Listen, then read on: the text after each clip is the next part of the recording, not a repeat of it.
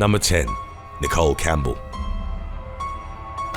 In February of 2017, Nicole Campbell noticed something sticking out of her McChicken moments after biting into it. The woman had purchased a sandwich from a McDonald's drive-thru in Dungannon, Northern Ireland. She was almost physically sick upon noticing a thin, tail-like piece inside her McChicken. 22-year-old Campbell took it back to the restaurant, demanding an explanation.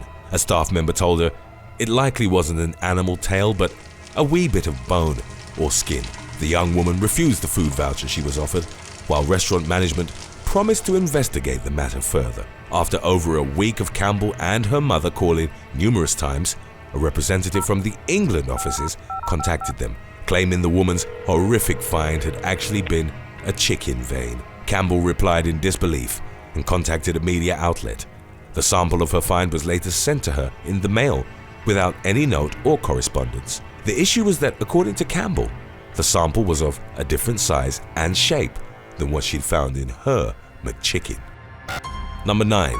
Gloricia Woody. In May of 2020, a woman in Oklahoma fired a handgun multiple times at McDonald's workers after an argument regarding the restaurant's dining area. 32-year-old Gloricia Woody had been told that the area was closed due to pandemic safety concerns. She was asked to leave, but refused, and a physical altercation ensued with an employee who sustained head injuries. Woody briefly left, but then returned with her firearm and shot roughly 3 rounds in the restaurant. One employee was shot in the arm, while 2 others were struck by shrapnel in the shoulder and in the side, respectively. All of the victims were in their teens, but fortunately, none suffered life-threatening injuries. Woody was arrested and preliminary charged with assault and battery. Number 8. Gary McQuillen. In September of 2020, an elderly man died in a freak accident which occurred at a McDonald's drive-thru in Mansfield, Ohio. While some details of the accident remain to be determined, the authorities speculated as to how 69-year-old Gary McQuillen had lost his life. They believed that he dropped some money outside his pickup truck while waiting in the drive-thru queue. McQuillen opened the door to reach out and get it, but got trapped between the steel pole and his car. The man suffered severe injuries to his upper extremities and was pronounced dead at the scene. Number 7. Scandals in Japan, 2014.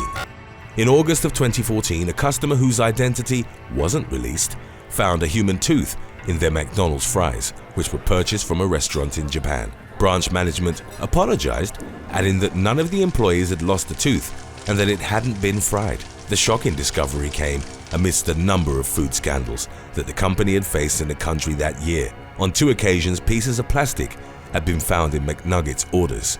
Plastic was also reported in a McMuffin, and a metal fragment was discovered in a pancake. These cases reinforced negative public opinion in Japan, while a high-profile scandal regarding expired chicken meat from a major Chinese supplier was also taking place. In spite of the restaurant's extreme popularity in the country, with over 3,000 branches open, 2014 was the year that McDonald's reported its first annual operating loss. Number 6. Shanika Torres.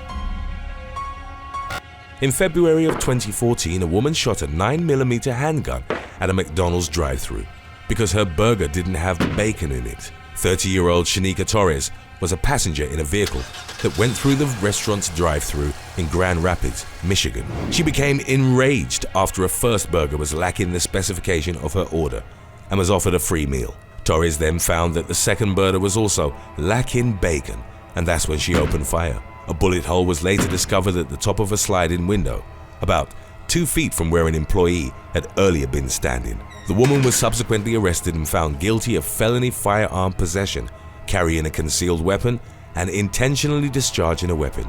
For the shooting, she was sentenced to 3 to 7 years in prison.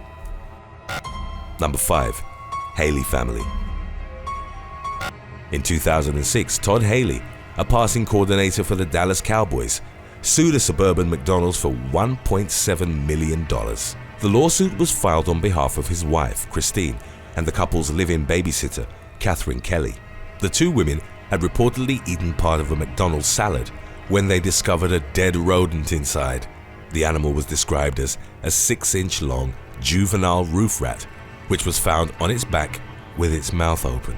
The women became severely ill and, according to the lawsuit, suffered enduring physical damage. Christine, who was nursing at the time, had to feed her baby formula as she was afraid that she'd contracted diseases. According to Haley, the suit was filed after the restaurant didn't uphold its promise to resolve the matter. Number 4. Taiwan McDonald's bombings. On April the 28th and 29th of 1992, multiple bombings occurred at McDonald's restaurants in Taiwan as part of an extortion attempt against the company. The first device was found in a men's room at a branch in Taipei. It went off either during an attempt to defuse or as it was being removed. A bomb squad officer was killed in the resulting blast. That same day, another device was detonated in a telephone booth outside of McDonald's in the south of the country. In the city of Kaohsiung, the homemade bombs were activated by mercury tilt switches, meaning that explosions were triggered if the devices were moved or tilted. In a Taipei parking lot, the police found a soft drink bottle with an anonymous letter inside. It stated that several bombs would be placed at various McDonald's locations unless the company gave the attackers $240,000. Another device was discovered by the authorities nearby. The following day, on April the 29th, a bomb went off in Taipei's Yung suburb as a McDonald's manager was inspecting it after having found it in the men's room. One employee was hospitalized due to the explosion while the manager was left in critical condition. 2 customers were also injured by pieces of flying glass. Branches across the country were closed down and a reward of $880,000 was offered for assistance leading to the perpetrator's capture. Chen Sui-se and Pan Chi-ming were arrested in May and the death penalty was sought for both of them.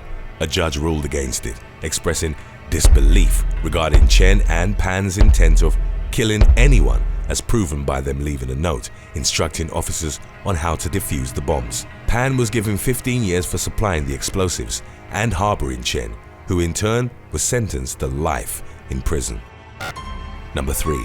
Alexandra Inga and Gabriel Zapata. For 2 days in December of 2019, McDonald's restaurants across Peru were closed to mourn the tragic loss of 2 employees. 19-year-old Alexandra Porras Inga and Gabriel Campos Zapata, aged 18, suffered fatal electrocution from a loose cable at a branch in the Pueblo Libre area of Lima. Inga was operating a drinks machine when she got electrocuted, and Zapata sustained a powerful shock as well when he tried to help her. The workers were pronounced dead at the scene by emergency services. In the incident's aftermath, protests were organized in the Peruvian capital, demanding improvements in workplace safety. In the public outrage that followed, others shared on social media their accounts of perilous working conditions, underlining a national problem. An agency investigated the matter, and McDonald's, if found guilty, faced a fine of nearly $60,000. Today's topic was requested by Roblox Kid 2020, Kid YouTuber. If you have any other topics you'd like to learn about, subscribe and let us know in the comments section below. Number 2. Worker crushed to death. In August of 2020, an unnamed McDonald's worker was crushed by a shelf of products in the walk-in refrigerator of the branch at which she worked, in Ostrowiec Świętokrzyski, southern Poland. Police told local media that due to unexplained causes, the shelf had fallen on top of the victim, only identified as a 31-year-old woman. She was found approximately 10 minutes after walking into the chilling unit, and efforts to resuscitate her proved unsuccessful. McDonald's issued a statement claiming it would offer psychological support to everyone involved and that the company would remain in constant contact with the victim's family. Number 1. San Isidro McDonald's Massacre. In July of 1984, 41-year-old James Huberty told his wife that he believed he had a mental problem. The man was ill-tempered and frequently violent towards his spouse and daughters, going as far as holding knives to their throats. He was also paranoid, having become convinced that the US government was conspiring against him and that the collapse of society was inevitable after a drastic escalation of the Cold War. Determined to survive the impending apocalypse, he began stockpiling non-perishable foods and numerous guns. Huberty couldn't hold down a job and eventually he and his family relocated to San Isidro, a largely poor neighborhood in San Diego. On July the 17th, he tried to get an appointment with a mental health clinic, but wasn't immediately called back. On the 18th, he told his wife that society had had its chance and that he was going hunting for humans. 45 customers were inside the San Isidro McDonald's when Huberty walked in, armed with a semi-automatic pistol, an Uzi carbine, a pump-action shotgun, and hundreds of rounds of ammunition. He demanded they all get on the floor, and once they complied, he calmly started executing them. Huberty killed 20 people in the first 10 minutes. He was firing rapidly and alternating between weapons, so arriving SWAT teams believed that there was more than one gunman, while also entertaining the possibility of a hostage situation. One individual, who'd escaped from the restaurant through the basement, told the authorities that Huberty was acting alone and taking no hostages. Law enforcement was given the green light to shoot on sight. SWAT sniper Charles Foster took a position on the roof of a post office opposite the restaurant. Foster got a clear view of Huberty through his scope and fired a single round into his chest, killing him instantly. At the time, Huberty's rampage was the deadliest mass shooting by a lone gunman in US history. His rampage had lasted 77 minutes, during which he killed 21 people and injured 19 others. Thanks for watching. Would you rather always cook your own food or eat nothing but McDonald's for the rest of your life? Let us know in the comments section below.